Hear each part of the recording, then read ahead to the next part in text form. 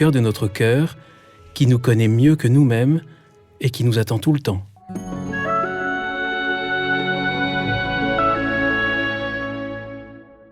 Bonjour chers auditeurs de ZTO, bienvenue pour un nouvel épisode.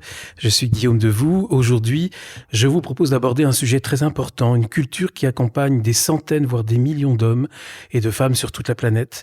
Une culture qui nous vient d'Amérique centrale, une culture ancienne, mais qui est en fait très cohérente avec toutes les grandes sagesses humaines, comme le christianisme. Cette culture, c'est celle des accords Toltec. Pour cela, je suis très heureux de recevoir un grand spécialiste des accords Toltec en France, Olivier Clerc. Olivier Clerc, bonjour. Bonjour Guillaume. Merci Olivier d'avoir accepté mon invitation de me recevoir ici dans cette magnifique vallée de Cluny que je découvre. Je me rends compte que j'étais jamais venu jusqu'à Cluny. Est-ce qu'il y a un lien entre les accords Toltec et Cluny ? Alors, je ne sais pas s'il y a un lien entre les deux, mais en tout cas, la vie m'a amené ici il y a 25 ans et je suis enchanté d'être dans cette région qui a à la fois une très grande et longue histoire, notamment en lien évidemment avec le christianisme, et puis qui offre une qualité de vie assez exceptionnelle. Alors Olivier Clerc, vous êtes écrivain, essayiste, vous êtes franco-suisse, formateur, conférencier. Vous avez découvert les accords Toltec et vous en êtes le traducteur et l'éditeur de la première et de la principale édition en langue française. Alors, les auditeurs, et qui sont certainement nombreux, qui connaissent les accords Toltec, en fait, lisent votre traduction. Exactement, oui. Alors,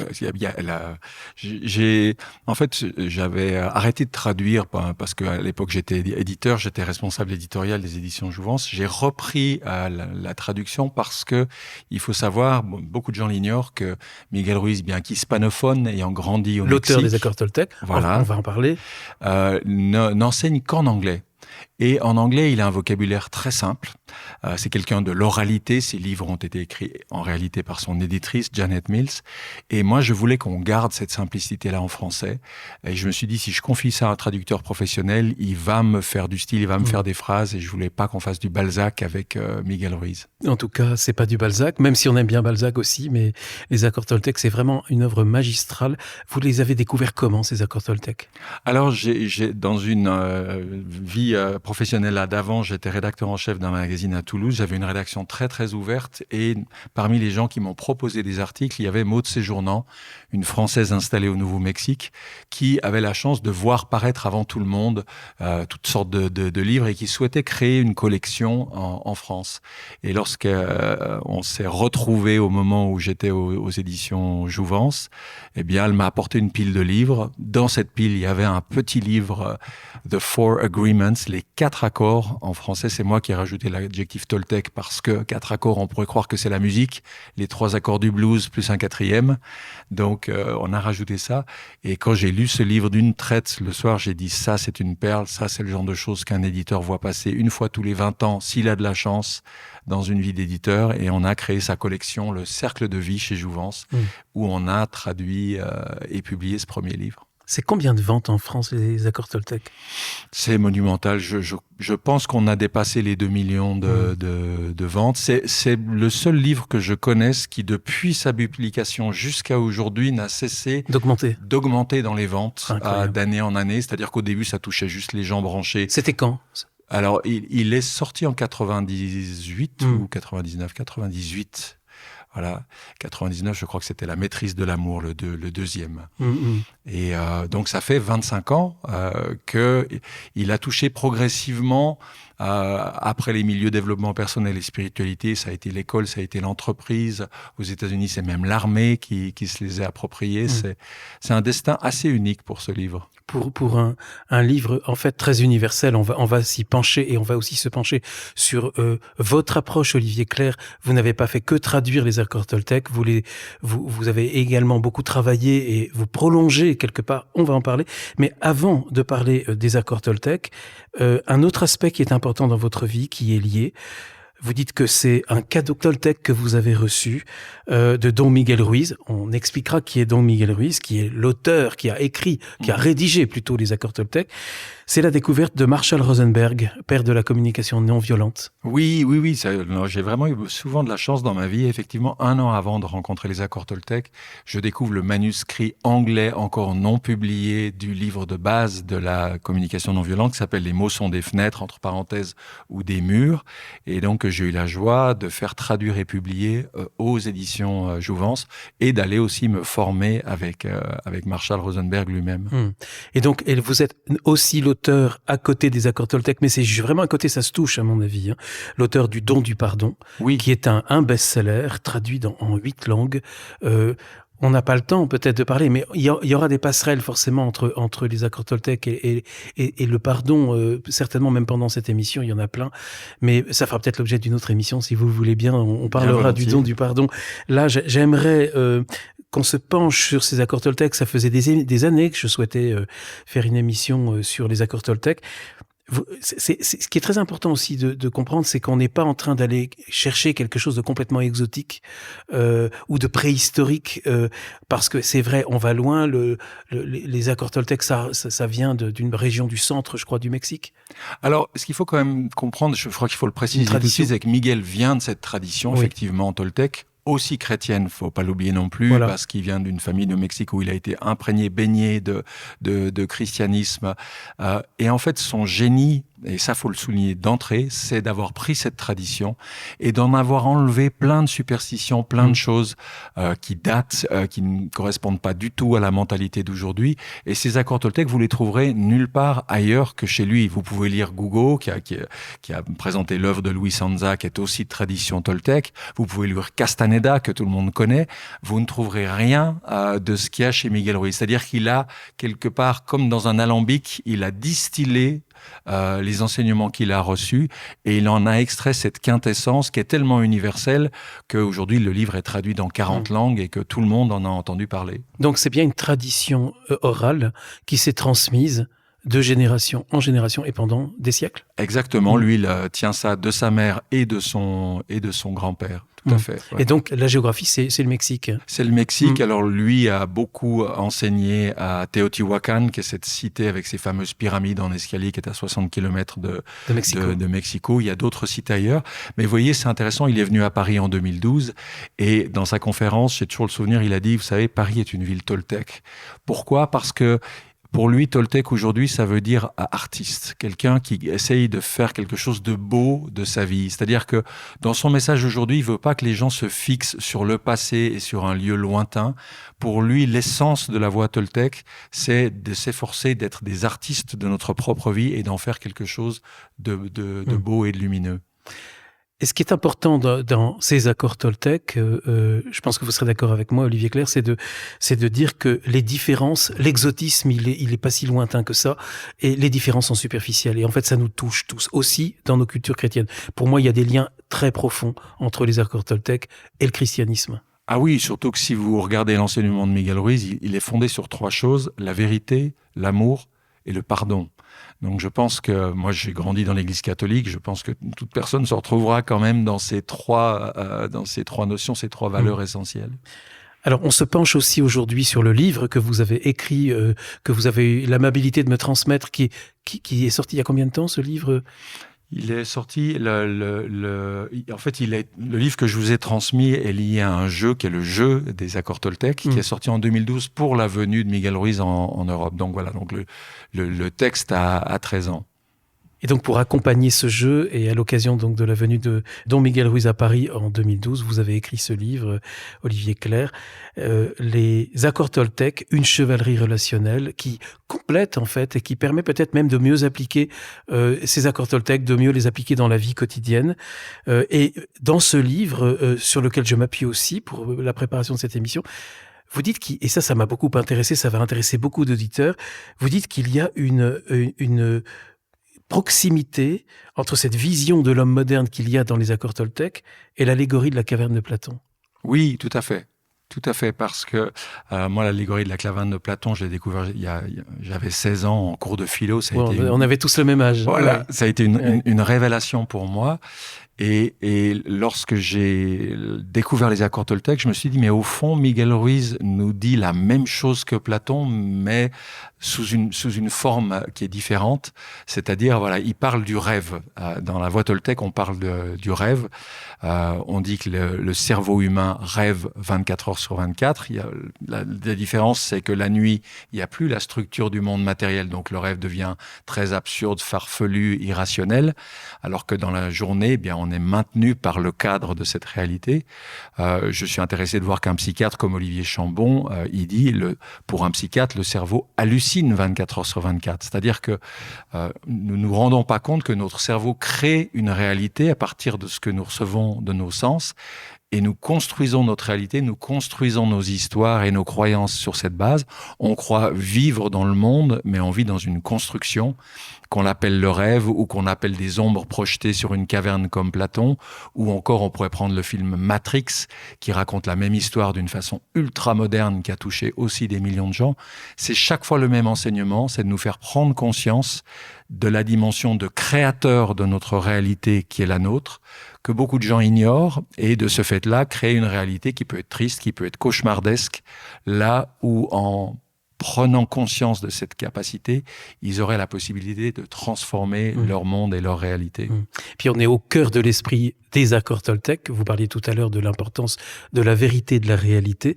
Et justement, cette caverne de Platon, elle nous apprend que nous prenons en permanence pour le réel ce qui n'est qu'une projection, une ombre, parfois même nos propres projections. Exactement. Exactement. Et ça, je pense que c'est une des grandes leçons qui essayent d'émerger aujourd'hui dans l'humanité. Vous prenez un auteur comme Krishnamurti, Se libérer du connu. Vous prenez Miguel Ruiz. Vous prenez une auteure que j'aime beaucoup, Byron Katie. Vous prenez le docteur Luis Melmadrona. Tous pointent vers cette même liberté intérieure. Tous nous montrent des moyens d'accéder à la conscience de comment nous fonctionnons véritablement. Mais ce chemin est long. Certains s'en approchent, d'autres, pour l'instant, n'ont pas du tout conscience de cette dimension de créateur, d'artiste de notre vie qui est la nôtre. C'est un chemin qui est long, c'est un chemin qui s'apparente à une initiation, aussi à un combat, il y a des épreuves. Et justement, il s'agit d'apprendre à combattre non pas nos ennemis extérieurs, mais plutôt nos propres ennemis intérieurs, d'où d'ailleurs cette comparaison ou cette allégorie avec la chevalerie, puisque le chevalier, et ça on en parlera aussi, il a son épée, il a son bouclier, il a un casque, il a une devise, il a vraiment des règles, et c'est ça qui lui permet en fait de combattre, mais pas tant un ennemi extérieur qu'un ennemi intérieur. Exactement. Et puis il se trouve que j'ai jamais posé la question d'ailleurs à Miguel Ruiz pourquoi, mais dans la présentation qui est faite de lui, on dit qu'il vient de la lignée des chevaliers de l'aigle. Peut-être que c'est ça qui m'a titillé et qui a fait que je suis passé de la formulation purement verbale des accords qu'on va voir à leur métaphore, à leur imagerie, et une imagerie qui parle aussi aux enfants, puisqu'il y a un petit livre qui s'appelle Les 4 accords Toltec transmis à mon enfant, qui est basé justement sur cette représentation sous forme de chevalerie, et les enfants y rentrent tout de suite dedans. Donc vous êtes co-auteur? Je suis co-auteur de ce livre, avec Mélissa Monnier, qui est ma belle-nièce, pour employer un terme moderne. Donc ça reste en famille, donc c'est très bien. Et alors pour devenir chevalier, Olivier Clerc, on n'y arrive pas, comme on l'a dit, c'est un combat, c'est pas toujours facile, même si c'est grâce aux accords Toltec, ça devient vraiment lumineux. On a vraiment des propositions et des options et des choix qui nous sont, on est aidé à les prendre. Il faut, pour devenir chevalier, pas en un jour, vous le dites, il est très important de se fixer des échéances, des étapes, et même ensuite, parce qu'il s'agit aussi d'une chevalerie relationnelle, de travailler certaines relations, voire peut-être qu'une seule, celle peut-être où il y a des difficultés. Et vous donnez les conseils pratiques, quasiment, pour ces étapes-là. Exactement. Pour moi, les accords sont là pour nous aider à transformer nos relations à soi, déjà, parce que beaucoup de gens sont toujours en guerre contre eux-mêmes, sont divisés, sont à se juger, à s'en vouloir, etc. Relations aux autres, relations à une dimension de transcendance. Pour moi, il est clair que ces 4 accords nous donnent des clés pour transformer nos relations. Et au fond, quoi de plus important que ça? Parce qu'on peut avoir un salaire de ministre. Si nos relations sont pourries, notre vie est pourrie. À l'inverse, on peut avoir des revenus assez modestes, mais si on a une belle richesse de vie relationnelle, on se sent épanoui et comblé. Donc, c'est une des focales de ma vie depuis 25 ans maintenant. C'est comment améliorer, transformer la qualité de nos relations. Alors, on rentre, si vous le voulez bien, dans le vif du sujet et on commence par le premier accord Toltec qui consiste à dire que votre parole soit impeccable. C'est très étonnant, parce qu'on s'attend peut-être à un oracle et d'une immense profondeur et d'une immense portée, et non, là, c'est que votre parole soit impeccable. Ça paraît très simple, et en fait, c'est tellement profond. C'est tellement profond, et ça nous renvoie au prologue de l'évangile de Jean. Hein. Au commencement était le Verbe, et le Verbe était avec Dieu, et le Verbe était Dieu. Et puis il enchaîne en disant « Toutes choses ont été faites par lui, et rien de ce qui a été fait n'a été fait sans lui. » Est-ce qu'on mesure la portée de cette parole? C'est-à-dire que le Verbe, la parole, est créateur. Divin. Voilà. C'est la puissance divine. Mais pas que divin. Nous, quand on parle, on crée. Et c'est ça qu'on a oublié. Quand on voit comment se parlent les gamins dans les cours de récré, c'est effarant. Quand je parle, je crée. Quand je parle, je sème des graines dans la psyché de mon interlocuteur. Mais quelles graines je sème? Des fleurs, des roses, des fruits? Ou est-ce que je sème des choses toxiques, empoisonnées? Et en fait, ce premier accord vise à nous faire retrouver le caractère sacré de la parole. Des fois, je rappelle aux gens que quand on parle du mot bénédiction, ça vient de dire du bien.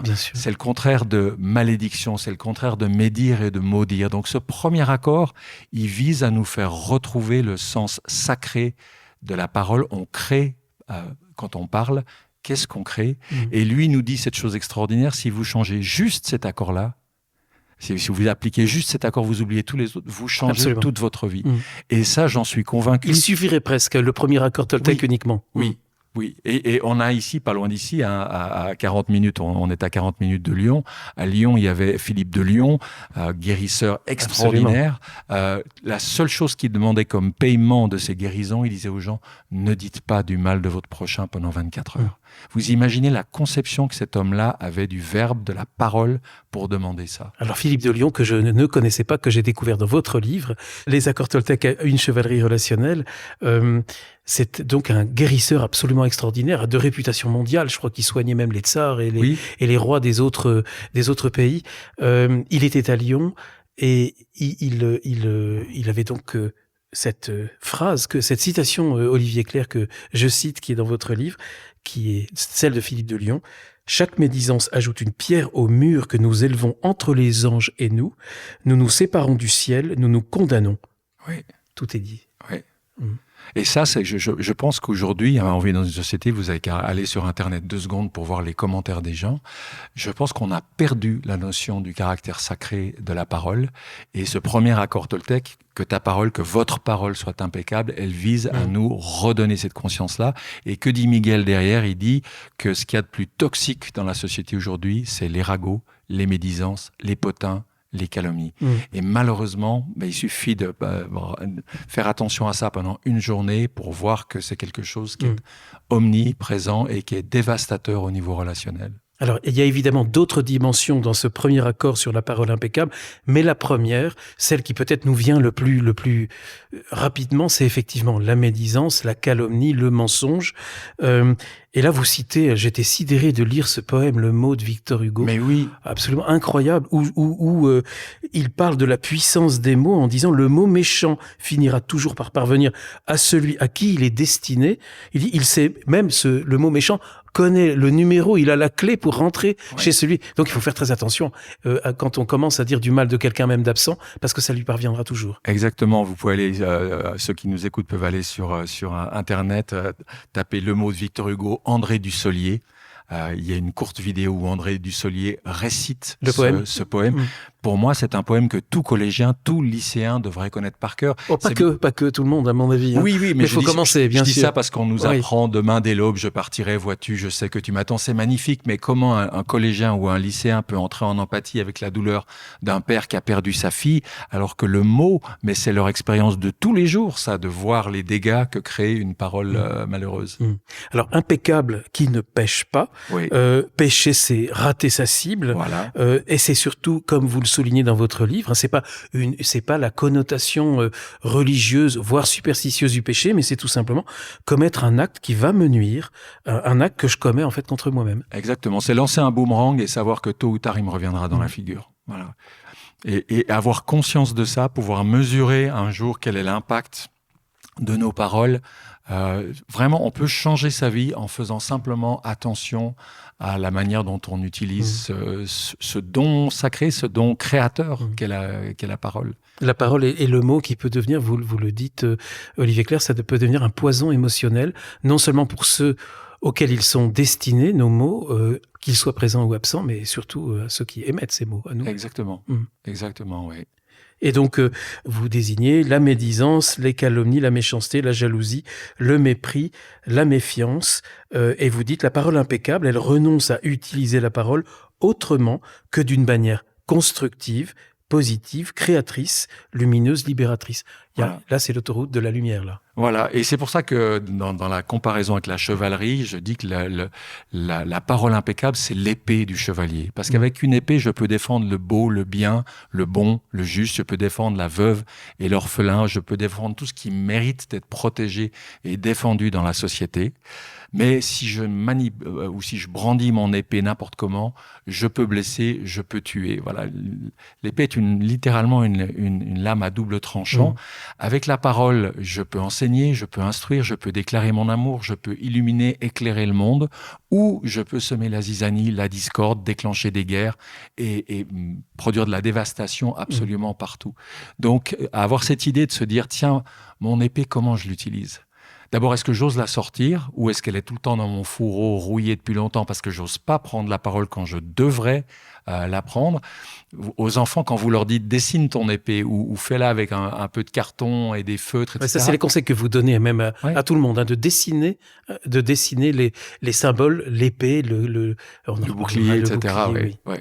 Parce que je trouve qu'on est parfois plus cerveau gauche, plus cerveau droit, plus cerveau gauche la parole, la logique, le rationnel, plus cerveau droit l'image, la métaphore, l'analogie. Et beaucoup de gens se posaient la question de cet accord, que la parole soit impeccable en termes de se dire à quoi elle ressemble mon épée et surtout comment je l'utilise au quotidien. Qu'est-ce que je fais avec? Est-ce que je protège? Est-ce que je défends? Ou est-ce que j'arrête pas de blesser les gens autour de moi parce que je la manie n'importe comment? Alors Olivier Clerc, vous parlez carrément d'hygiène verbale. Vous avez parlé tout à l'heure des réseaux sociaux. Il faut aussi se méfier des expressions populaires du genre « j'en ai marre, j'en ai plein le dos » et toutes ces litanies qu'on connaît par cœur.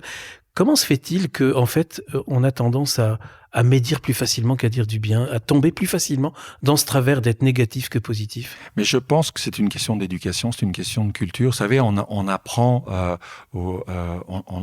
les mathématiques, la géographie, l'histoire aux enfants.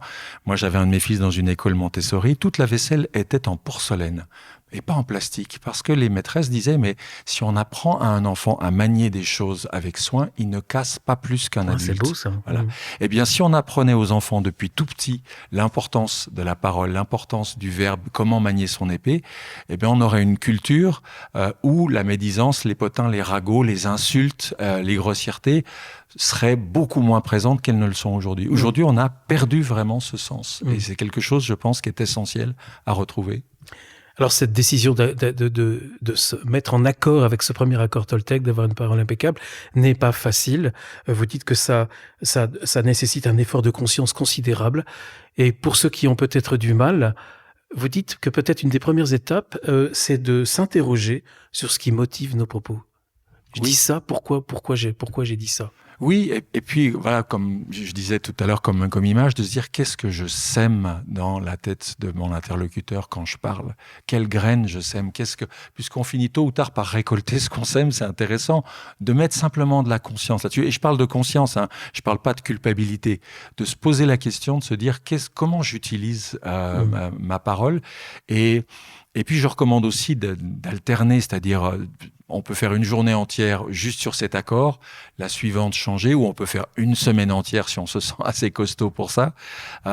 Mais c'est intéressant d'introduire la notion de jeu, de mettre un élément ludique là-dedans.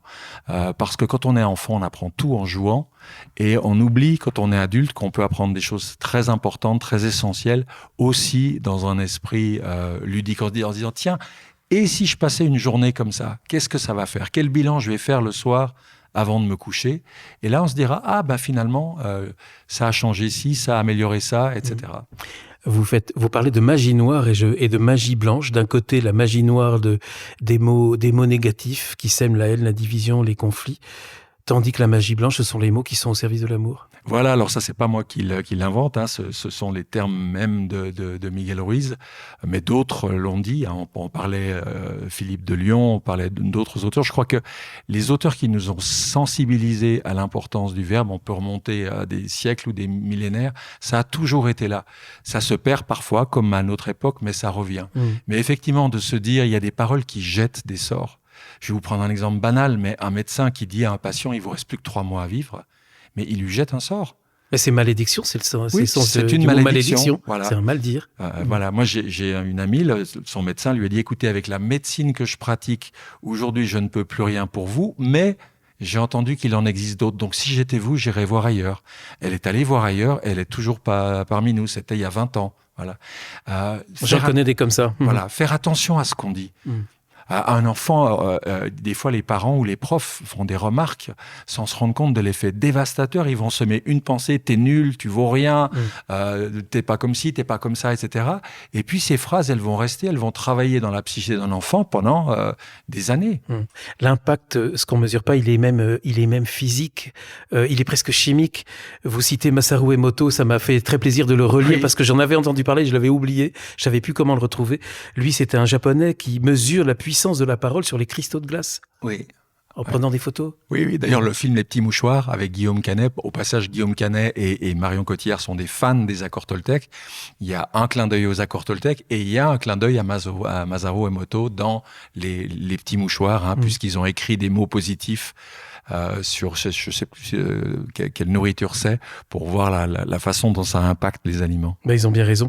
Vous le disiez tout à l'heure, le verbe est Dieu, c'est la puissance divine qui est mise à notre disposition dans le verbe.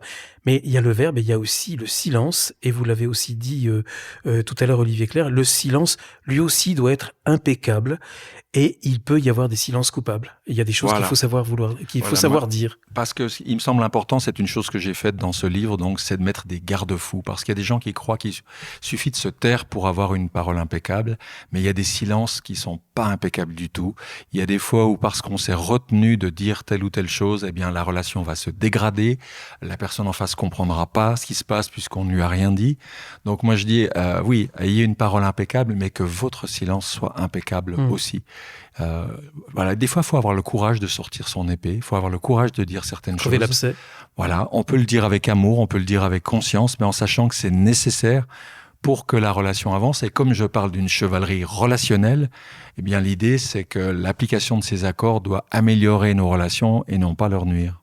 Mais vous prévenez aussi, heureusement, le lecteur, et donc on prévient aussi les auditeurs. Vous le dites très vite, ce sera plus en lien avec le 4e accord, mais ne soyez pas obsédés par l'idée de la perfection. Il faut faire de son mieux. C'est vraiment très important. On ne peut pas atteindre une perfection, même dans la parole impeccable. Mais non, c'est comme moi, je joue du piano. Il faut des années pour jouer les études de Chopin. Si on fait des arts martiaux, on va pas être ceinture noire après avoir fait un stage d'un week-end. Donc, il faut inscrire ça dans la durée. Et effectivement, on en reparlera avec le 4e accord Toltec. Viser une amélioration progressive, mais pas exiger de soi de devenir du jour au lendemain parfait. On a des années de maîtrise d'un verbe inconscient et parfois dévastateur, ça va pas se changer du jour au lendemain, il faut être un peu réaliste. Oui, vous jouez du piano, il y a un très joli piano à côté de nous, on a d'un côté la nature, un très joli jardin, et de l'autre le piano. Et donc, on finit sur cet accord, le premier, en disant, vous le dites, il est le champion. Ce premier accord Toltec. Je pense, oui, qu'il est absolument essentiel. C'est pas pour rien, c'est pas le hasard qui fait que Miguel Ruiz l'a mis en première position. C'est retrouver vraiment une dimension sacrée, une dimension spirituelle pour moi dans la parole. Alors, on aborde le 2e accord Toltec, et là vous parlez du yin et du yang, du principe émissif, l'épée, et du principe réceptif, le bouclier. Avoir l'épée et le bouclier, ce sont 2 instruments complémentaires. Ce 2e accord, ne prenez pas les choses personnellement. Voilà, alors ce vaste programme, aurait dit le général, parce qu'il suffit de regarder autour de soi. Souvent, je pose la question en conférence, est-ce que vous connaissez une seule personne dans votre entourage qui est libre de l'opinion d'autrui, qui ne réagit pas, qui ne boude pas, qui se vexe pas, qui se met pas en colère? Et la plupart des gens ont beau chercher, ils en trouvent en général pas beaucoup. Moi, je m'estime chanceux d'en avoir rencontré peut-être 2 ou 3 dans ma vie, c'est-à-dire des êtres d'un certain niveau de réalisation intérieure. Oui, il n'y en a pas beaucoup. Et là, on se dit, ah ouais, il y a quelqu'un qui joue pas dans la même cours que moi. C'est-à-dire que quoi qu'il se passe, quoi qu'on lui dise, effectivement, ne prend pas les choses personnellement. Mais c'est un gros travail parce qu'on est dans un milieu... D'ailleurs, regardez les journalistes, on vous demande tout le temps une réaction. Comment vous réagissez à ceci? Mais si je réagis, ça veut dire que je ne suis pas en train d'agir. Ma réaction fait de moi un automate, une machine. Quelqu'un d'épanoui, d'équilibré, agit, mais n'est pas dans la réaction. Voilà, donc c'est un accord qui nous fait beaucoup travailler sur la dimension affective, émotionnelle, pour nous donner de la liberté à cet endroit-là. Et c'est un des endroits où on en a malheureusement le moins. Cette question que vous nous invitez à nous poser au sein de ce deuxième accord, quel est l'impact des mots et des actes des autres sur moi? Tout à l'heure, on parlait plus de nos propres paroles. Oui. Là, il s'agit davantage des paroles des autres sur nous. Oui, c'est pour ça que l'idée du bouclier, c'est de se dire, si quelqu'un me lance une pique verbale, me bazarde une remarque vraiment vacharde, est-ce que je vais sauter au plafond ou est-ce que j'ai un bouclier qui fait que sa remarque ne m'atteindra pas personnellement, je l'entendrai, mais elle m'en dira plus finalement sur mon interlocuteur que sur moi-même. Et le jour où on est capable de pouvoir écouter toutes les remarques des uns et des autres, leurs opinions, etc., et que ça ne nous fait plus réagir, eh bien là, on atteint ce que Miguel Ruiz appelle l'immunité. L'immunité contre l'opinion d'autrui, l'immunité par rapport aux opinions que les autres expriment. Et ça, franchement, c'est une immunité dont beaucoup d'entre nous peuvent rêver. Alors, vous citez un proverbe chinois que j'adore, que je connaissais pas. Lorsqu'on a mal aux pieds, on a le choix entre recouvrir la terre de cuir ou porter des chaussures. Voilà. Et qu'est-ce qu'on passe comme temps les uns et les autres à recouvrir de terre de cuir, c'est-à-dire à faire en sorte qu'un tel dise pas ceci, qu'une telle changer fasse le monde, pas ce... vouloir changer le monde. Voilà, à vouloir changer l'extérieur et immanquablement on finit par mettre le pied sur un endroit où ça nous fait sauter au plafond. Puis un jour, on se dit, qu'est-ce que je peux faire pour que face à la même situation, eh bien, je ne réagisse plus de la même. Et là, on se rend compte qu'on a un espace de liberté intérieure immense, mais cet espace, si on ne nous le montre pas, si on ne nous explique pas comment petit à petit l'apprivoiser, eh bien, on peut passer à côté pendant très longtemps. Vous le dites, hein, on déploie une énergie incroyable, et ça, j'en connais, et puis je suis pareil, une énergie incroyable pour que les autres disent de nous ceci, pas cela, et pour des résultats, la plupart du temps, qui sont vraiment très, très décevants. On peut pas changer les autres, en fait, mais on peut changer soi. On peut changer soi, et comme je dis toujours, le moment magique, c'est le moment où, face à une remarque qui avant nous aurait blessé, nous aurait fait réagir, nous aurait mis en colère, nous aurait fait bouder pendant 3 jours, face à la même remarque, tout d'un coup, on se dit « Waouh, ça ne me touche plus ». Je peux même être en empathie avec la personne qui m'a lancé ça, et sentir pourquoi, comment elle me voit comme ça, pourquoi elle réagit ça, être à l'écoute, mais ne plus être constamment dans la réaction. Alors, moi, j'ai appris là en vous lisant que vous analysez en fait les causes et vous dites mais ça remonte à l'enfance parce on s'est habitué à prendre les choses personnellement en les écoutant des adultes, de nos parents, des injonctions qu'on reçoit et on finit par développer une croyance de ce que dit l'autre sur nous et on lui donne le pouvoir de nous juger. Exactement. Exactement. Et comme c'est inscrit dans notre société, comme la plupart des adultes qu'on a autour de nous sont des gens qui réagissent, eh bien, les modèles qu'on a, c'est ça. Si on avait autour de nous des adultes centrés, alignés, sereins, eh bien, on aurait un exemple de ce vers quoi tendre. Mais là, la difficulté, c'est que dans un premier temps, on doit tendre vers quelque chose dont on n'a pratiquement aucun modèle entre nous aussi. Peut-être le Dalai Lama ou quelques personnes comme ça, mais il faut vraiment les chercher. Et j'en reviens toujours à l'éducation, je reviens toujours à la culture. Si un jour, demain, on a une culture où on fait attention à comment on parle, si on a une culture où la plupart des gens ne réagissent pas sans cesse à tout ce qui se dit et ce qui se fait autour de nous, eh bien, je pense qu'il sera beaucoup plus facile pour les enfants qui seront élevés dans ce milieu-là de cheminer à leur tour vers cette forme de liberté intérieure. Les enfants et puis les adultes, ceux qui attrapent les accords Toltec au vol après leur enfance, ce qui est très important, c'est rendre à César ce qui est à César. Les jugements des autres, en fait, ne sont que des projections. Je te les rends et je reprends le pouvoir que j'avais donné aux autres, je le reprends. Et en fait, pourquoi ? Parce que les autres, ils sont dans leur monde, leur projection. Ils ne me voient pas tel que je suis. Il y a que moi, en fait, qui peut me voir tel que je suis. Exactement, ou alors quelqu'un qui est arrivé à une telle paix intérieure, à un tel niveau de réalisation qu'il n'est plus dans les projections et qu'il a cette capacité, cette empathie, ce ressenti qui fait qu'effectivement, à ce moment-là, et vous vous sentez vous vous sentez entendu quand vous êtes face à quelqu'un comme ça. Et l'expérience est suffisamment rare pour que quand elle arrive, on se dit waouh, là, on est dans un autre type d'échange, dans un autre type de relation. Et moi, ce que je déplore, c'est qu'on met des sommes astronomiques dans l'armée, dans le sport, dans plein de choses, mais se dire comment faire pour faire en sorte que les générations à venir soient des individus plus équilibrés, plus épanouis, plus centrés qu'ils ne le sont aujourd'hui, pour l'instant, il n'y a aucun effort qui est mis là-dedans. L'éducation entière vise à truffer notre tête de savoir, elle ne vise pas à faire de nous des êtres épanouis et équilibrés. Alors, ce qui est très important aussi dans ce deuxième accord, Olivier Clerc, c'est de savoir se libérer aussi des propres opinions positives d'autrui. Là, on parlait des opinions négatives, mais il y a d'autres. On peut avoir besoin des opinions positives des autres. Oui. Et on en est esclave. Oui, c'est-à-dire que si je veux pouvoir me libérer des opinions négatives d'autrui, il faut que je me libère aussi des positives. C'est-à-dire à la fois je ne vais plus réagir à leurs remarques vachardes, mais à la fois j'aurai plus besoin de leurs compliments, de leur approbation, etc. J'ai un souvenir très marquant comme ça. Un jour, à la fin d'une conférence, une conférence de Marshall Rosenberg, le père de la communication non violente, une dame l'encense en lui disant « Ah, monsieur Rosenberg, vous êtes quelqu'un de tellement merveilleux, formidable, ceci, cela ». Et il l'a pratiquement coupé en lui disant écoutez, je vous remercie, mais ce que je suis, je pense que je le sais un petit peu. Moi, ce qui m'intéresse plus, c'est de savoir qu'est-ce que, dans la conférence que vous venez d'entendre, qu'est-ce qui vous a interpellé. Alors, elle a été un petit peu refroidie sur le moment parce qu'elle pensait lui faire plaisir en lui balançant plein de compliments. Puis là, elle s'est arrêtée, puis elle a dit « Ah ben, à un moment, vous avez parlé de telle situation que vous avez vécue avec l'un de vos fils et comment vous avez réussi à transformer cette situation potentiellement conflictuelle. Ça m'a beaucoup touché parce que je vois comment je vais pouvoir l'utiliser dans ma famille. » Et là, Marshall Rosenberg a pu dire « Là, je peux vraiment me réjouir de voir ce que vous avez trouvé d'utile dans ce que je viens de partager. » Voilà. Donc, il était libre, il n'avait pas besoin que le public l'encense après sa conférence.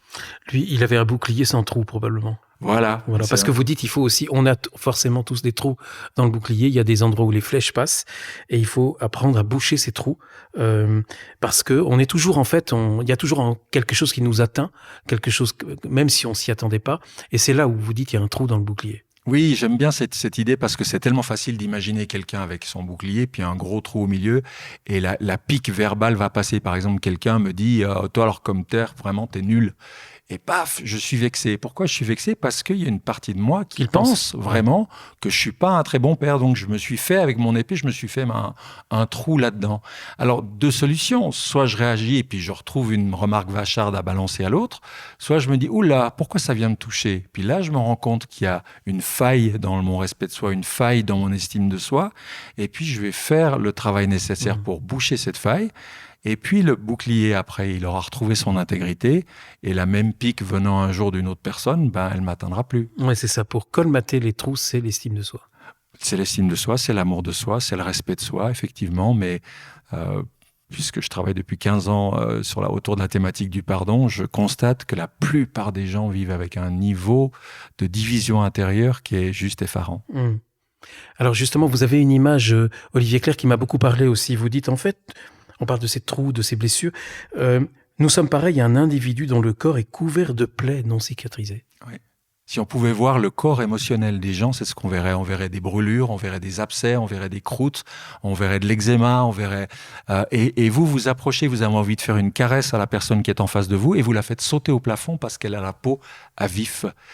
Et c'est là où je pense qu'il y a une marge de transformation extraordinaire. C'est guérir les blessures du cœur, c'est arriver à trouver enfin un espace serein, uni, un à l'intérieur de soi. Et si je consacre tellement de temps à cette thématique particulière du pardon, qui me vient aussi de Miguel Ruiz, c'est parce que c'est le plus bel outil de guérison des blessures du cœur que j'ai découvert à ce jour. Alors ce bouclier des deuxièmes accords Toltec, ne prenez pas les choses personnellement. Et ça, vous dites, c'est très important.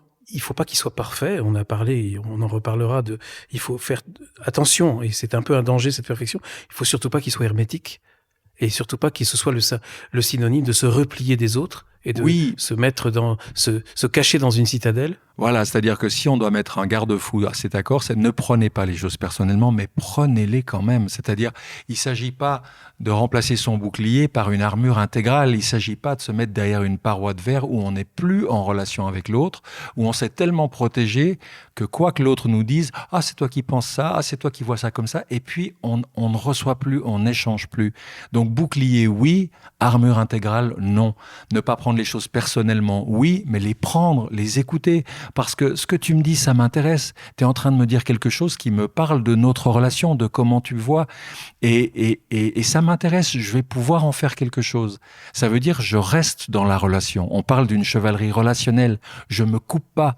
Il ne s'agit pas de mettre un blindage de verre et puis on est coupé tout, plus rien ne nous blesse, mais plus rien ne nous touche non plus. Il n'y a plus de caresses, il n'y a plus d'amour, il n'y a plus rien. Je suis dans ma bulle de verre. Alors, si vous me permettez, il y a un lien que j'ai vu inattendu entre cette deuxième et entre le premier et le deuxième accord Toltec. Ne pas avoir de silence coupable, donc dire, crever parfois l'abcès, ou parfois même écouter ce que l'autre a à me dire. Parfois, on n'a pas forcément envie de l'entendre. Et je me suis posé la question parce qu'il y a quand même parfois des situations compliquées. On peut être en face de personnes qui sont vraiment mal intentionnées. Il y a des personnes qui sont manipulatrices, et on parle aussi de pervers narcissiques. Qu'est-ce qu'on fait dans ces cas-là ? Alors, c'est difficile de donner une réponse toute faite.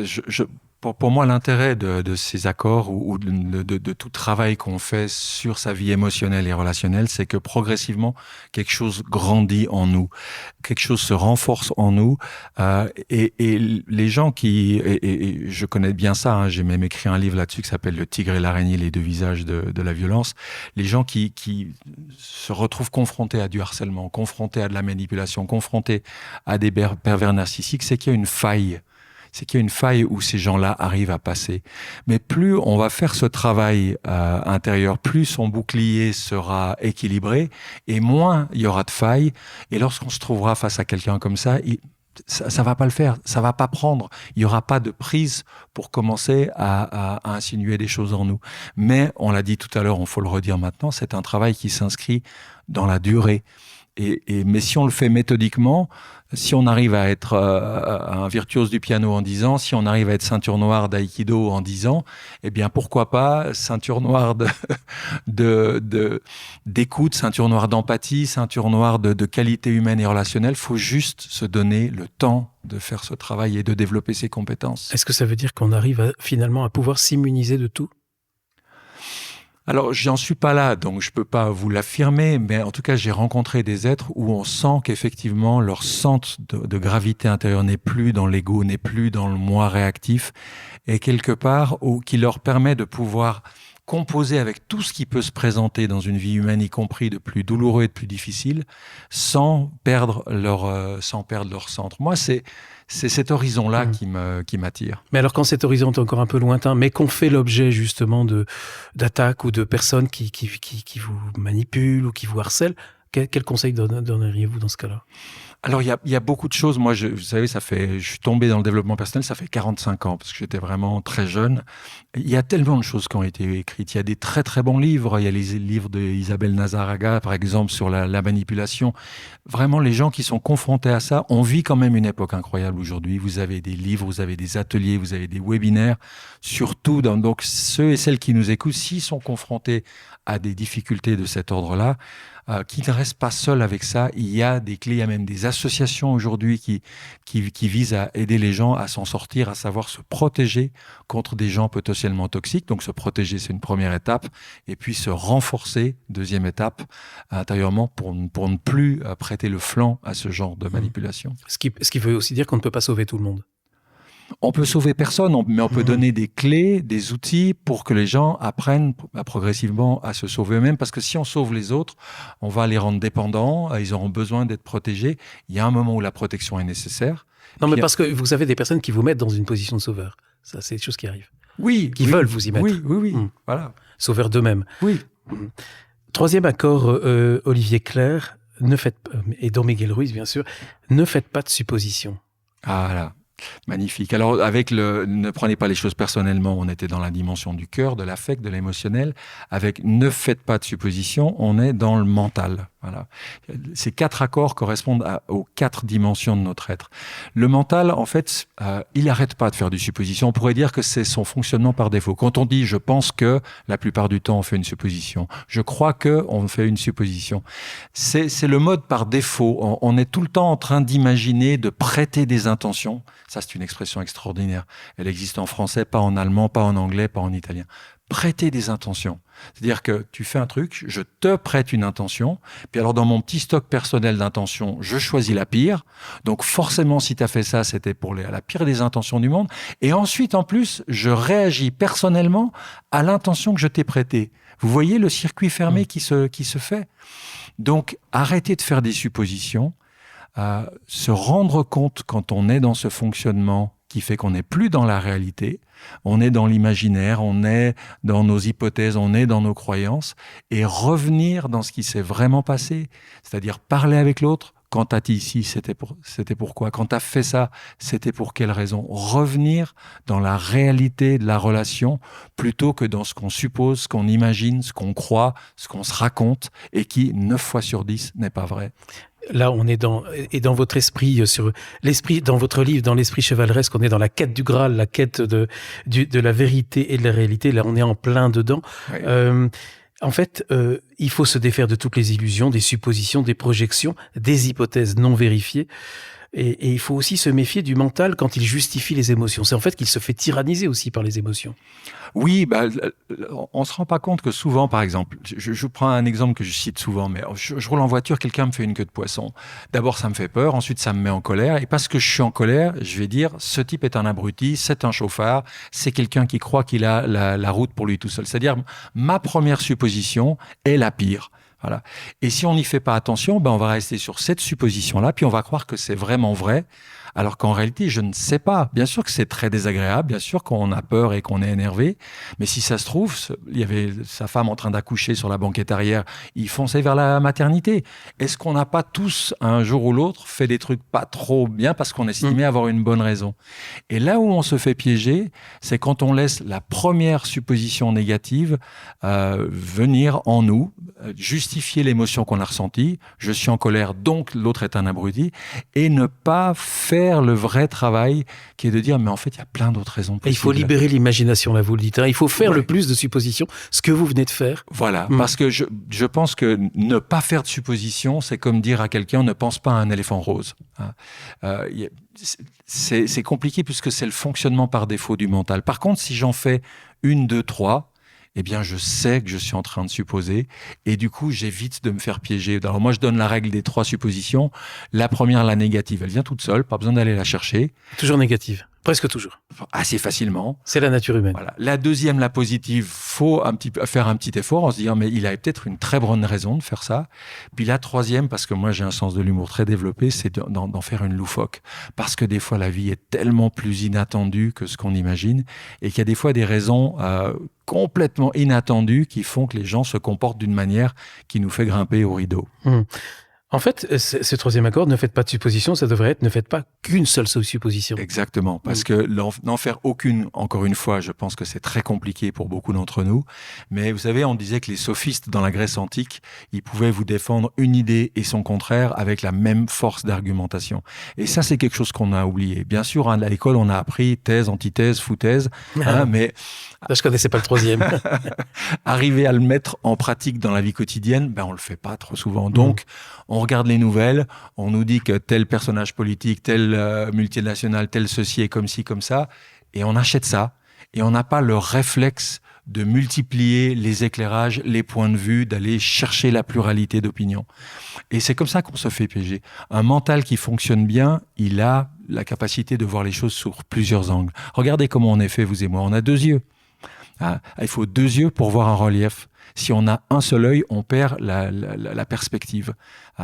Si on a un seul point de vue sur les choses, eh bien, on manque de perspective. On crée des ombres, on crée des angles morts, et c'est là qu'on se fait avoir. Et ce troisième accord, ne faites pas supposition, ou on devrait dire, comme vous le dites, ne fais pas qu'une seule supposition, ne te laisse pas piéger avec une seule façon de voir les choses, eh bien, nous aide à retrouver cette liberté du mental qui était celle des sophistes d'autrefois, ou qui est celle, vous savez, il y a un proverbe juif qui dit entre 2 solutions, il faut choisir la troisième.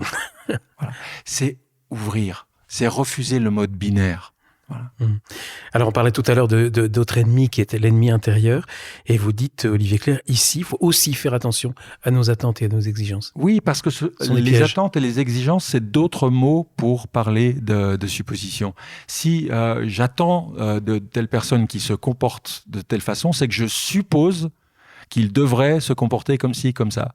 Si j'ai une exigence, j'exige que mon médecin soit à l'heure, manque de bol, il a une demi-heure de retard, c'est que je suis en train de construire dans ma tête la vision idéale du médecin. Comme j'ai une vision idéale du gouvernement, j'ai une vision idéale de la météo, j'ai une vision idéale, etc. Et ces visions créent un monde virtuel et j'en veux à la réalité de ne pas correspondre au monde virtuel. C'est comme si j'avais un GPS qui n'a pas été mis à jour depuis 10 ans et que j'en veux à la route de ne pas correspondre à mon GPS d'il y a 10 ans parce qu'il y a un sens unique qui est apparu, parce que la route a changé. Et nous n'avons pas conscience à quel point nous ne vivons pas dans le monde réel, concret, mais nous vivons dans ce monde fantasmé, fait d'attentes, de croyances, de suppositions, d'exigences que nous avons sur ce que le monde devrait être s'il était parfait. Oui, vous avez des lignes très fortes sur le virtuel. Et d'ailleurs, vous dites, aujourd'hui, l'économie virtuelle pèse plus lourd que le travail réel des gens. Oui, ouais. C'est sidérant. Mais oui, parce que et puis avec l'arrivée d'Internet, aujourd'hui, une bonne part des gens passent plus de temps dans des univers virtuels que dans le monde, dans le réel, dans le monde concret. Donc c'est à la fois, je pense qu'une des plus grandes magies de l'être humain, c'est cette capacité qu'on a de créer des histoires, cette capacité qu'on a de créer des mondes. Mais de deux choses l'une, soit j'utilise cette capacité en conscience et je crée des choses qui sont belles et lumineuses, soit je l'utilise inconsciemment parce que je ne me vois pas faire, et en plus, je me crée des histoires qui sont noires, qui sont cauchemardesques, qui sont dramatiques.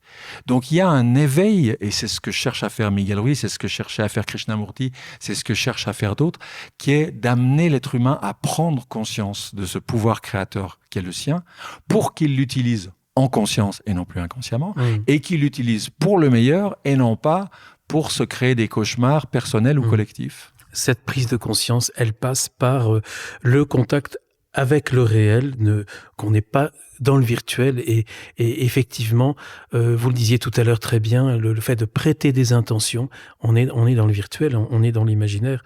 Et donc, aussi un remède que j'ai trouvé formidable dans votre livre, Olivier Clerc, c'est pour pouvoir justement éviter le virtuel, parce qu'on veut tout le temps en fait aussi se rassurer, il faut savoir accepter de vivre avec l'incertitude. Voilà, alors c'est ça qui est difficile, c'est qu'en fait on nous apprend pas ça, et on aimerait avoir des certitudes sur tout, et de ce fait-là, on préfère des fois une certitude bidon à une incertitude. Il y a des tas de sujets sur lesquels je lis des avis complètement contradictoires. Ça peut être des domaines de la science, des domaines médicaux, des domaines politiques, etc.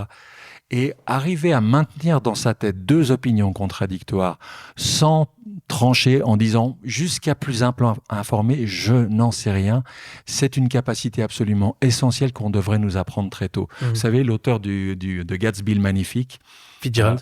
Fitzgerald disait: le signe d'une intelligence supérieure est la capacité de maintenir simultanément dans sa tête deux opinions contradictoires et de continuer d'agir. Et c'est important le « et » de continuer d'agir, parce que si le fait d'avoir deux opinions contradictoires doit me paralyser, ce n'est pas le but. Mais il y a des tas de sujets sur lesquels, si on discute, moi j'ai entendu les uns dire ceci, j'ai entendu les autres dire cela, et je n'ai pas le niveau d'expertise, je n'ai pas l'expérience personnelle qui me permet de trancher. Donc je laisse ça, et ça c'est compliqué. C'est compliqué parce que c'est une façon de nous éduquer, et que pour l'instant, dans nos écoles, dans notre système éducatif, ce n'est pas le cas. Moi, j'aime énormément cette clé que vous donnez, cette clé de savoir vivre avec l'incertitude, qui est en fait savoir avoir confiance en soi.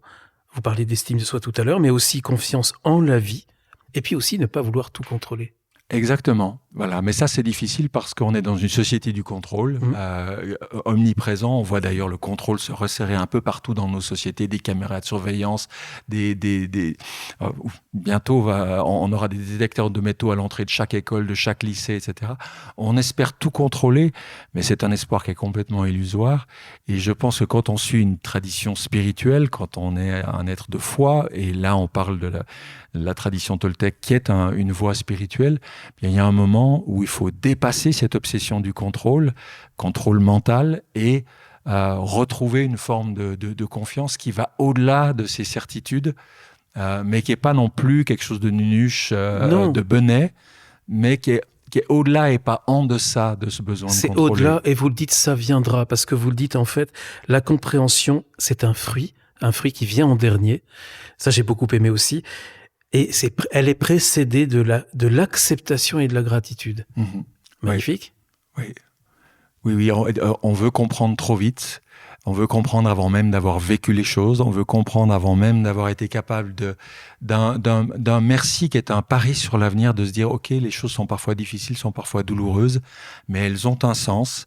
Ce sens, je peux pas forcément le comprendre tout de suite. J'ai d'abord à traverser la situation qui m'est offerte. Et si je la traverse, si je l'accepte, si même je fais ce pari de remercier avant d'avoir compris, un jour, je comprends, puis je me dis, waouh, OK, ça a été difficile, mais sans cette expérience, je serais pas celui ou celle que je suis aujourd'hui. J'aurais pas grandi, j'aurais pas compris ça, j'aurais pas avancé. Vous décrivez en fait très bien les mécanismes et les défauts du mental et des émotions quand ils sont en quelque sorte en roue libre ou trop en surpuissance. Le mental, il dessèche le cœur, les émotions paralysent le mental. Et vous dites, alors, vous venez de le dire, Olivier Clerc, et je trouve ça remarquable, il faut savoir accepter de garder en nous des pensées, des émotions contradictoires. Oui. J'ai un de mes amis qui connaît très bien l'enseignement qu'il y a dans les écoles talmudiques, et il me disait, c'est une des choses qui les différencie de celui qu'on a chez nous, c'est que on peut leur enseigner que sur tel sujet, le rabbin un tel pense ça, mais le rabbin un tel pense exactement le contraire, puis un troisième encore autre chose. Ce qui fait que d'entrée de jeu, il y a une éducation qui ouvre vers la diversité, vers la pluralité. Même en soi. Mais bien sûr, et qui favorise une beaucoup plus grande liberté de pensée que celle qu'on prétend avoir, mais qui dans les faits n'est pas très convaincante. Donc ni refoulement, ni déni, mais vous venez de dire liberté, attention. Voilà. Mais ça, on parle d'arts martiaux. Mars, c'est le dieu de la guerre. On devrait parler d'art mercuriel pour développer cette liberté de penser, parce que Mercure ça symbolise cette communication, cette pensée qui est libre, qui va et vient à travers les airs. Et si on peut passer 10 ans à faire du karaté, pourquoi pas passer quelques semaines, quelques mois, quelques années à retrouver cette liberté intérieure. Et encore une fois, avec un accord tout simple, ne faites pas de suppositions. Miguel nous amène à prendre conscience de comment on fonctionne avec son mental, de se voir faire et de se dire, purée, là, je suis en train de faire une supposition, je suis en train d'attribuer à mon interlocuteur telle pensée, telle intention, mais qu'est-ce que j'en sais ? Et il nous amène à revenir dans la réalité. C'est pour ça que je dis que c'est la quête du chevalier, la quête de ce qui est vrai, pas de ce que je suppose et de ce que j'imagine, et au besoin, interroger, demander, poser la question à la personne en face, et du coup, on a des surprises assez agréables. En fait, ces propositions Toltec, qu'on appelle accords Toltec, qui paraissent si simples, vous le dites, elles sont là, en fait, notamment le 2e et le 3e accord, pour nous libérer de notre fonctionnement inconscient et destructeur. Ça va très loin, ça va très profondément. Oui, parce que ça nous amène à remettre en question la façon dont on a appris à penser, dont on a appris à réagir émotionnellement, simplement en imitant les adultes et les gens autour de nous, simplement en regardant les dessins animés à la télé, les séries, les films, etc. Parce que tout le registre de fonctionnement est tout le temps le même, et de viser quelque chose qui est plus libre, qui est plus conscient, et donc qui est plus épanouissant. Mais ça demande du travail, de la même manière que si demain on commence un cours de yoga, au début on est rigide, on n'arrive pas à prendre les postures, et puis un jour on s'épate soi-même à se dire, voilà, j'ai réussi à progresser sur ce chemin-là. 4e proposition, 4e accord, faites toujours de votre mieux. Voilà, alors Miguel Ruiz dit que c'est son accord préféré parce que on va dire que c'est l'accord qui concerne la mise en pratique, c'est-à-dire le côté très concret. Les 3 premiers accords, si je les lis, puis je me dis, c'est super, mais que je fais pas l'effort de les mettre en pratique jour après jour, ils vont rester lettres mortes. Ça va être un joli petit marque-page que j'aurais mis sur mon frigo, mais ils vont pas s'incarner, se concrétiser dans ma vie. Et pour ça, faire de son mieux, ça veut dire quoi ? Ça veut dire éviter 2 travers. Un travers, si je fais moins que mon mieux, on va appeler ça le laxisme. Et je sais que j'ai pas fait de mon mieux. Moralité, quand je n'obtiens pas les résultats voulus, au travail où je me fais remonter les bretelles, dans ma relation de couple avec mes enfants où je vois que mon laxisme a engendré des problèmes, je m'en veux. Donc j'ai des remords, j'ai des regrets, je culpabilise. Donc je suis divisé intérieurement. Et comme on est dans une chevalerie relationnelle, on n'a pas envie d'être divisé intérieurement. Donc faire de son mieux, c'est déjà éviter le piège du laxisme. Mais, et ça c'est un mais intéressant, c'est aussi éviter l'autre piège qui est le piège du perfectionnisme. C'est-à-dire d'en faire toujours plus que ce qu'on est vraiment capable. Et on le voit aujourd'hui d'une manière qui est dramatique, c'est les gens qui en font tellement plus qu'ils arrivent au burn-out. Et la courbe des burn-out aujourd'hui, elle est exponentielle. De plus en plus de gens ne savent pas faire attention à eux, à leur santé, à leur état intérieur, savent pas s'arrêter, savent pas se reposer, savent pas mettre des limites, jusqu'à avoir complètement grillé leur batterie. Donc faire de son mieux, c'est déjà évaluer son mieux au quotidien. Aujourd'hui, j'ai quelle énergie physique, émotionnelle, mentale, de quoi je suis capable. Et je vise ça, je vise ni moins laxisme, ni plus perfectionnisme avec le risque de me griller. Et si je fais ça régulièrement sur un mois, 1 an, 10 ans, eh bien, progressivement, j'avance, je progresse, je m'améliore. Tandis que si je tombe dans l'un ou l'autre de ces deux travers, laxisme ou perfectionnisme, tôt ou tard, je vais en payer le prix. Donc, ni perfectionnisme, ni laxisme, ça me plaît bien. Alors, j'ai découvert en vous lisant, Olivier Clerc, qu'il y avait un 5e accord. Alors, on n'a pas précisé que cet accord, le 4e, c'était la règle du chevalier. D'accord. C'était sa devise. Tout à fait. Voilà. Pourquoi la règle ? Parce qu'il s'applique à tous les autres accords. Je vais faire de mon mieux pour avoir une parole impeccable, mais je sais que des fois, je ne l'aurai pas. Je ferai de mon mieux pour ne pas prendre les choses personnellement, mais je sais aussi que ça va prendre du temps. Donc, c'est une règle qui s'applique à tous les autres accords et qui vise à les faire passer de la théorie à la pratique concrète et qui vise un chemin d'amélioration. C'est la devise du chevalier. C'est la devise pour du servir chevalier. sa dame. Et donc, le 5e accord que vous révélez, enfin, que vous m'avez révélé, parce que moi, je ne connaissais pas l'existence d'un 5e accord. Oui, le 5e postérieur. accord, il est sorti 10 ans après. Le livre est sorti 10 ans après. Alors, c'est rigolo parce que le 3e dit ne faites pas de suppositions, mais je peux vous garantir une chose. Quand le 5e accord est sorti, le nombre des gens qui ont supposé que c'était pour faire marcher la pompe afrique, qui ont supposé que c'était pour lancer son fiston José, j'en ai entendu de tout, ça m'a fait sourire. Parce qu'il est coécrit par Don Miguel Ruiz et par son fils. Par son fils, Don José Ruiz, oui, tout à fait. Mais en fait, moi, je peux vous dire que quand j'ai rencontré Miguel à Teotihuacan en 99, il disait déjà ceci, il disait « Ne me croyez pas, ne croyez pas non plus les autres, et surtout, ne vous croyez pas vous-même. » C'est-à-dire, sortez de la crédulité. Et on a un niveau de crédulité dans la société qui est impressionnant, même chez des gens qui ont fait un bac plus 5, plus 6, etc. Ce 5e accord, il dit quoi ? Il dit « Soyez sceptiques, mais apprenez à écouter. » Il a son propre garde-fou inclus. Soyez sceptique, ça veut dire faites preuve d'une saine dose de scepticisme. Ne croyez pas tout ce qu'on vous raconte, ne croyez pas tout ce que vous lisez dans le journal, tout ce que vous voyez à la télévision. Ne croyez pas ce que vous racontez vous-même. Je suis nul, je vaux rien, j'y arriverai pas, etc. Ayez ce recul-là, ce discernement-là, qui est absolument nécessaire dans une société où on est tellement bombardé d'informations qu'on ne peut pas en vérifier le 5%. Donc, avoir ce recul, dire je veux bien être informé, mais je ne prends pas l'information pour la vérité. Voilà. Donc, c'est un accord qui vient vraiment en complément pour moi du 2e et du 3e. On a vu que le 2e, c'est le bouclier. Eh bien là, c'est le aume ailé, c'est le casque qui nous protège, qui protège la tête, donc qui nous protège de la crédulité. Puis les ailes. Les ailes au niveau des oreilles. Voilà, apprenez à écouter. C'est-à-dire, même si je ne crois pas forcément ce que vous allez me raconter, même si je ne crois pas forcément ce que disent les médias, la télévision, les journaux, etc., j'écoute. Ça m'intéresse de voir ce qui se dit. Après, dans la mesure du possible, j'irai vérifier, j'irai chercher d'autres avis, mais j'écoute. C'est-à-dire, je ne m'enferme pas de nouveau dans une armure, je ne m'isole pas de tout, j'écoute, mais j'évite de tout gober, de tout avaler ce qu'on me dit. Je prends le temps de faire le tri, de dire ça me paraît comestible, ça a l'air bon, ça, je ne sais pas trop d'où ça vient. Je vais éviter d'aller mettre ça dans mon organisme et de m'intoxiquer avec des choses qui sont potentiellement toxiques. C'est du scepticisme éclairé, comme vous l'appelez. Scepticisme éclairé. Et c'est important de le dire parce que le scepticisme a mauvaise presse dans les milieux spirituels et religieux. Le sceptique, c'est celui qui n'a pas la foi, c'est celui qui ne croit pas. Mais il y a une saine dose de doute, il y a une saine dose de scepticisme qui est comme une sorte d'immunité qui nous empêche de laisser pénétrer en nous des choses qui sont fausses, qui sont mensongères, qui sont non vérifiées et qui risquent de nous faire beaucoup de tort. Parce que le sceptique, il peut relativiser tout pour le coup. Alors, il y a toujours une façon... Mais pas s'il est éclairé. D'utiliser, voilà, pas s'il est éclairé. Mais il fait comment pour s'éclairer alors comment fait-il le sceptique pour s'éclairer? Avec l'entraînement. Et on en revient toujours à ça. J'entends toute voie spirituelle, quelle qu'elle soit, bouddhiste, chrétienne, juive, musulmane, etc. C'est un chemin, c'est un cheminement. Et ça s'apprend petit à petit, ça s'apprend par la pratique. Le discernement, il va se développer en l'exerçant.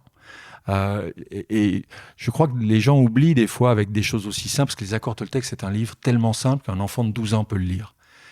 Mais il ne faut pas confondre simplicité et simplisme. C'est simple, comme la musique de Mozart est simple, mais elle est juste géniale. Mais la mise en pratique, c'est des mois, des années de travail. Et il faut se donner cette marge. C'est pourquoi ça qu'on a le 4e accord. On fait de son mieux, mais on sait qu'on va se planter encore un bon nombre de fois. Mais on est en chemin. Puis un jour, on regarde derrière ça, puis on se dit « Waouh, il y a encore 2-3 ans, on m'aurait dit ça, mais j'aurais été super mal. Aujourd'hui, je suis capable d'entendre ça, d'avoir le sourire, d'être dans la compréhension, de rester en relation avec l'autre.